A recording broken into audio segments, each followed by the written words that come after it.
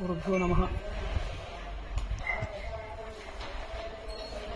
ಬನಶಂಕರಿ ಬಾದಾಮಿ ಹತ್ರ ಮನೋರಥ ಗೋಶಾಲಾ ಅಂತ ಹೇಳಿ ಇಬ್ಬರು ಅಣ್ಣ ತಮ್ಮಂದರು ನಡೆಸ್ತಾರೆ.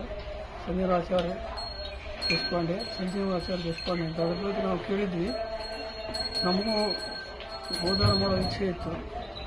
ಅದಕ್ಕೆ ನಾವು ಇಲ್ಲಿ ಬಂದು ಇವತ್ತಿನ ದಿವಸ ಆ ಕಾರ್ಯಕ್ರಮವನ್ನು ಪೂರ್ಣ ಮುಗಿಸ್ಕೊಂಡಿದ್ವಿ. ಇಲ್ಲಿ ಗೋಶಾಲೆಯ ವ್ಯವಸ್ಥೆ, ಇಲ್ಲಿದ್ದಂಥ ಆಕಳುಗಳ ಪರಿಸ್ಥಿತಿ, ಇಲ್ಲಿ ವಾತಾವರಣ ನೋಡಿ ನಮಗೆ ಭಾಳ ಸಂತೋಷ ಆಯಿತು. ಸೊ ಇಲ್ಲಿ ಶುಚಿತ್ವವನ್ನು ಕಂಡು ಆನಂದ ಆಗ್ಯದ.